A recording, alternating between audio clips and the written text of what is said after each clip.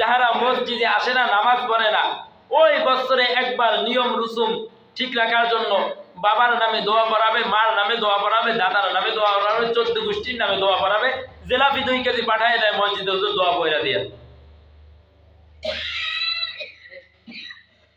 শুধু হুজুর না, দেশের সব হুজুর একত্রিত করে তারপরে দোয়া পড়া।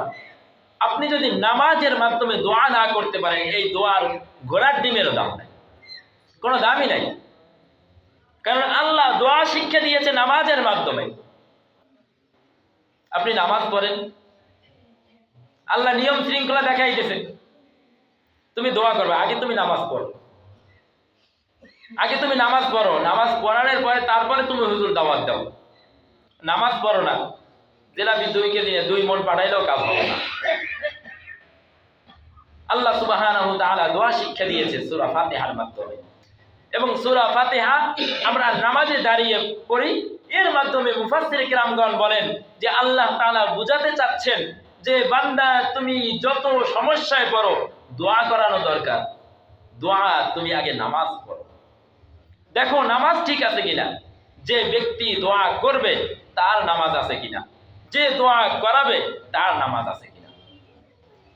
আজকে তো ওই আমাদের দেশে আছে ঢোল ডম্বুরা লয়া, এই সারা বছর ঘরে ঢোল ডম্বুরা বাজায়, সিগারেট খায়, মুর্শিদি গায়, কি দাড়ি গান গায়, এগুলো গায়, এগুলো দিয়েও দোয়া পড়ায়।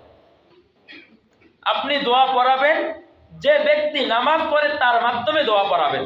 আপনি দোয়া পড়বেন, যে নামাজ পড়ে তার দোয়া পড়বেন। কারণ আমরা ইমাম সাহেব মানুষ, তো আমরা তো মজগুনি মানুষ। চাকরি ঠিক রাখতে হলে যারা কাফের, আল্লাহর বিরুদ্ধে কথা কয়, এটার নামে দোয়া পড়তে হয়। আমি নিয়াত করেছি, মনে মনে আমি নিয়াত করেছি, ইরাদা করেছি, যে নামাজ পড়ে না, যে মসজিদে আসে না, নামাজের মহাব্বত নাই, তার ঘরে দাওয়াতও খাবো না, তার দোয়াও পড়বো না, সে ব্যক্তি মারা গেলে ওর জানাজাও পড়বো না। এটা আমার ইরাদা। আমি আজকে স্পষ্ট জানিয়ে দিলাম, যারা মসজিদে আসতে চান না, নামাজ পড়তে চান না, আমার মতো কাঠমৌলবী আপনার জানাজা না পড়লে কিছু হবেও না। আরো ভালো হুজুর আছে, তাদের দিয়ে দোয়া পড়ান, তাদের দিয়ে জানাজা পড়ান। কিন্তু আমার ইরাদা হলো, যে নামাজ পড়ে না, মসজিদে আসে না, ওদের দোয়াও নাই, জানাজাও নাই, আল্লাহ যা করে দেবে ইনশাআল্লাহ। তাইলে দোয়া পড়াবো কাদের মাধ্যমে? যারা নামাজ পড়ে তাদের মাধ্যমে। দোয়া পড়বো কাদের? যারা নামাজ পড়ে তাদের। সূরা ফাতিহার শিক্ষা, প্রথম শিক্ষা।